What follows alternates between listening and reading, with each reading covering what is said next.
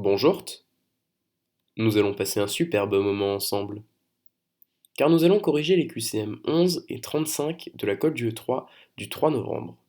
Le QCM 11 est un QCM de calcul du professeur Leroy qui porte sur les propriétés colligatives des solutions.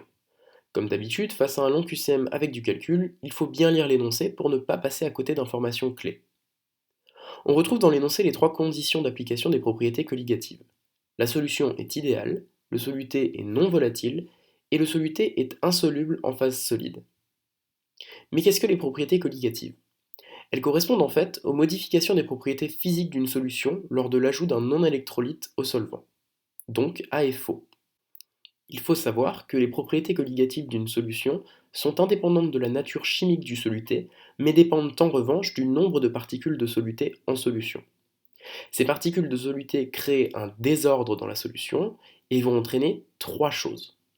Une augmentation du point d'ébullition de la solution, c'est le cas en fait du sel dans l'eau des pâtes, une diminution du point de fusion de la solution, c'est-à-dire qu'on met de l'antigel en hiver pour que l'eau gèle à une température plus basse, évitant ainsi à la voiture de geler à 0 degré Celsius. Et enfin, l'induction d'une pression osmotique. La première propriété colligative est l'augmentation du point d'ébullition. On lit dans l'énoncé que le solvant bout à 100 degrés Celsius, soit 373 Kelvin. On rappelle que pour passer des degrés Celsius au Kelvin, il faut ajouter 273. Après ajout du non-électrolyte, le point d'ébullition aura augmenté, donc l'item B est forcément faux. Les items D et E sont quant à eux plausibles. Pour voir s'ils sont vrais, il faut utiliser la formule donnée dans le cours, qui dit que la température d'ébullition Teb', après ajout du non-électrolyte, vaut la température d'ébullition initiale, plus un delta T, avec delta T égale à Keb, appelée constante ébullioscopique, multipliée par la molarité de la solution. Ici, ΔT est positif, donc la température d'ébullition après ajout du non-électrolyte est forcément plus grande que la température d'ébullition initiale. On fait le calcul et on se rend compte que D et E sont bien vrais.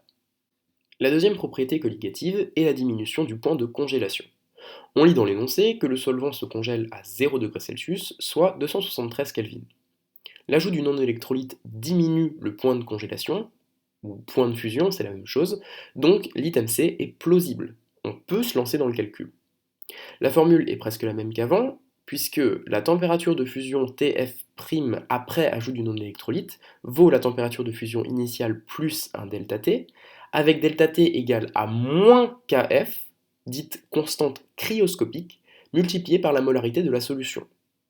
Cette fois-ci, delta T est négatif, donc on a bien Tf' inférieur à la température de fusion initiale. On fait le calcul et on trouve que la solution se congèle à moins 7,8 degrés Celsius, donc C est vrai.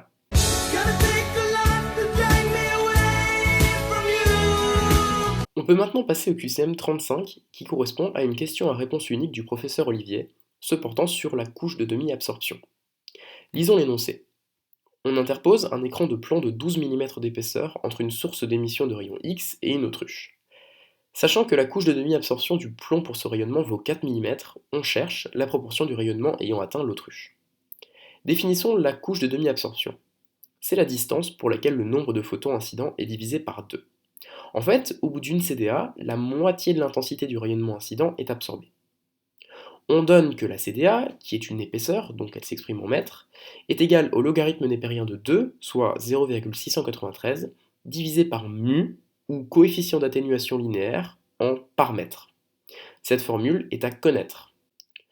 Si on appelle N0 le nombre de photons incidents, soit 100% du rayonnement, et Ni le nombre de photons transmis au bout de ICDA, on peut dire qu'au bout d'une CDA, l'intensité du rayonnement incident est divisée par 2. Il reste 50% du rayonnement incident.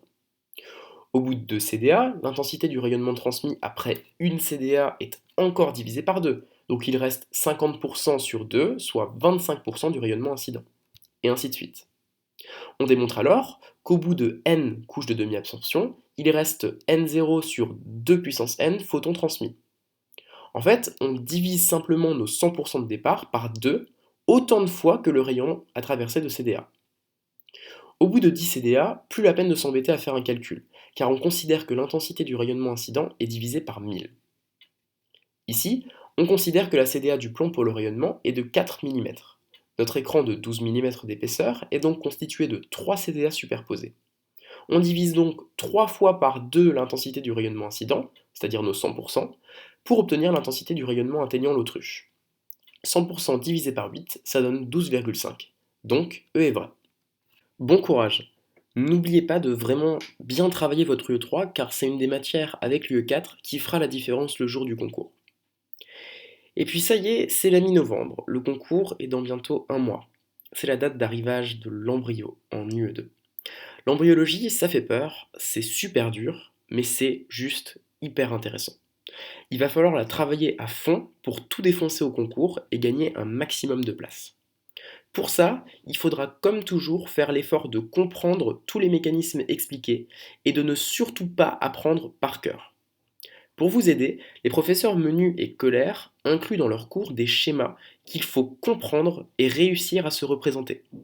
Chaque année, au moins un de ces schémas tombe au concours. Apprenez donc les noms de toutes les zones qu'on va vous expliquer. Et puis en plus, vous allez apprendre des mots trop géniaux comme syncytiotrophoblaste, splanchnopler extra-embryonnaire, diverticule allantoïdien, les cytocèles secondaires ou encore gastrulation. Deux liens utiles, embryologie.ch et la vidéo des studios tuto de l'année dernière sur l'embryo, appelée L'embryo, c'est pas sorcier. Plein de bisous!